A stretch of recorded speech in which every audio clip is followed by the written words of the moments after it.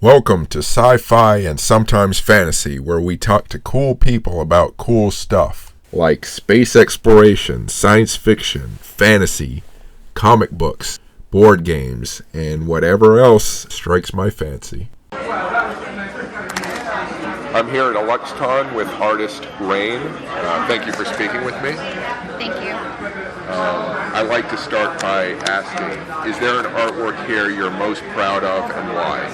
Well, I really enjoyed making one of my latest pieces called Cupio di Salvi.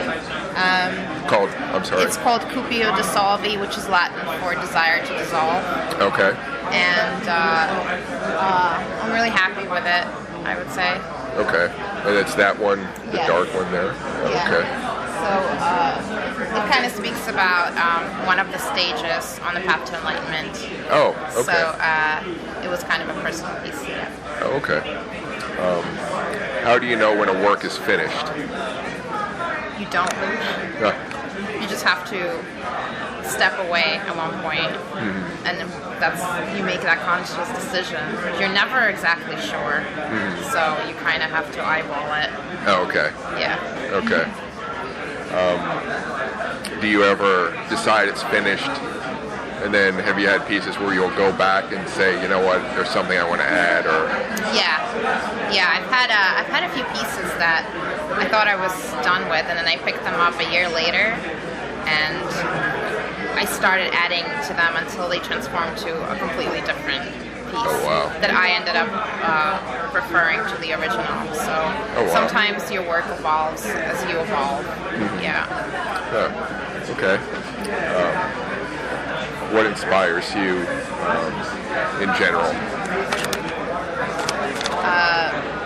My dreams, or like I get a lot of like night terrors. Okay. And so they kind of inspire a lot of my work.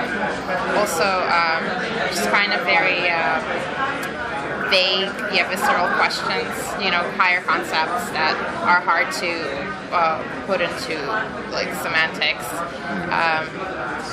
So I kind of like to explore them with my art, and sometimes I pose a question and I find the answer only when I'm finished with a painting. So it kind of teaches me back what I think about subconsciously. Oh, okay. So that's kind of an interesting dialogue that you could have with your work. That's interesting. Yeah. What is your most important artist tool? Is there something you can't live without in your studio? My cats. Your cats? Yeah. Okay. Yeah, they are very insistent on being present during the process. That's why a lot of my work has cat hair in it. Oh, really? Yeah. You just incorporate it in there, whether you like it or not on purpose. Okay. But, it must be there. So, and that in music, I feel like I like blasting music very loud. Oh, really? And sometimes, even like playing the same song on repeat for a prolonged time, I feel like it triggers something in my brain where, I could paint to the song, so it's like I'm translating music into art.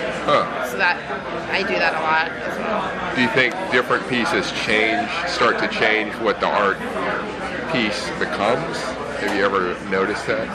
You mean depending on what I listen to? Yeah, the piece of music, does it start to transform the art into something you didn't expect? Yes, yeah.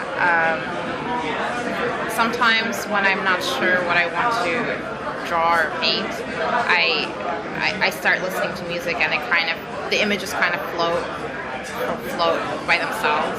Okay. So it's a very cool. They're very cool partners, music and art. Yeah. Do you think you start painting what the song is about, or are you saying the feel of the music develops some image that you didn't expect? Yeah, I don't think it's not exactly illustrative, like for me, but I translate the music into, like, I sift it through what emotions it triggers in me, and then I kind of translate it into my own work. So it's more of like the atmosphere. I transform the atmosphere. Oh, okay. Does that make sense? Yes. Okay. It does. Yeah. Is there an element of art you enjoy working with most, and why? Element of art. And that can either be, some people have interpreted as sort of the materials they use for art, or the process, something about the process of the art creation. I mean, if we're talking about, the physical implications of working with art, then I like when I get paint on my hands. So, because it makes me feel like I'm, getting closer to the art, and I get it on my clothes, and I don't mind. It's just kind of, so I like that. But if we're talking about more like visceral implications, I like the idea of creating, because it sounds very like mega maniacal, but it makes you feel you're like God.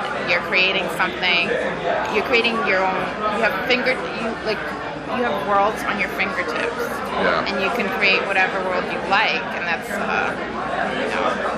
So I like being able to control that. Yeah, it's kind of cool. Okay. How did you start making art, and why do you make art?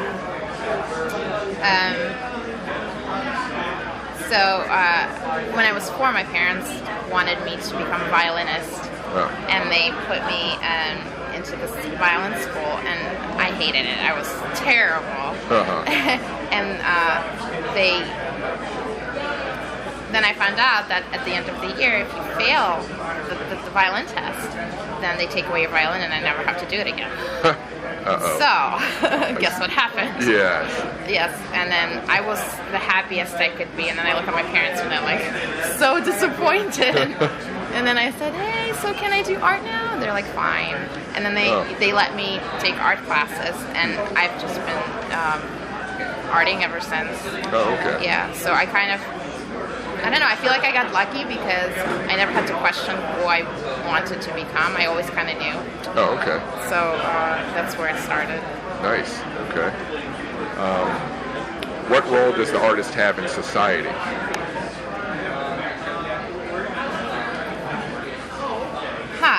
Well, we're prophets, kind of. Is that a strange thing to say? No, I get you. I think I know what you're saying. Yeah.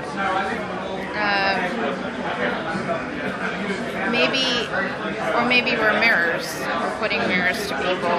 Yeah. Sometimes we let them see what they want to see, and sometimes we point their attention to something that they don't want to see. So, translating the visual language. Yeah.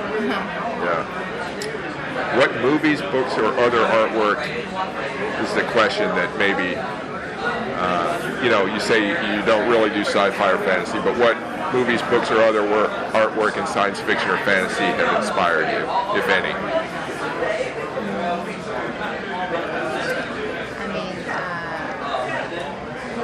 I'm not very big on science fiction, but I do love some fantasy novels, anything Tolkien, Game of Thrones, I love that. Okay. My personal favorite book is surreal literature. It's called Maldoror by Comte de la Tremont, and it's one of the major surrealist favorite novels. Like Dali did a few illustrations for it. So kind of like bizarre literature, and I do love some classics, and they influence my art a lot. Also, like mythology. I think that a lot of fantasy kind of scoops from that. So I enjoy the archetypes. So what was that title again? I want to make sure I get it. Maldoror by Comte de la Tremont. Okay. Yeah. Okay. Is there any art piece you'd like to create that you haven't done so yet, and what is it? I don't know.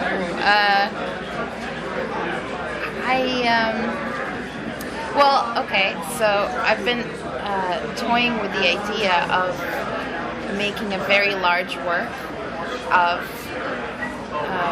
maybe just the ocean or the water, something that would have to, something aquatic. I just find water so powerful, so I definitely want to paint more of it, and I would like it to be very big, but I don't think I'm ready yet. Oh yeah. Yeah, one day. A lot of artists seem to want to create a work that's real. A lot of artists, when I ask that question, say they want to create something really big. Yeah.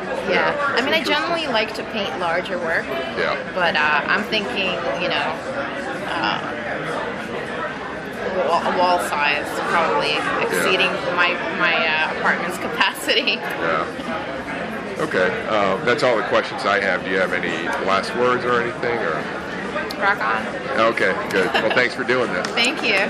All right. Please visit chrisalvarez.com for more cool stuff. That's CRISALVAREZ.com.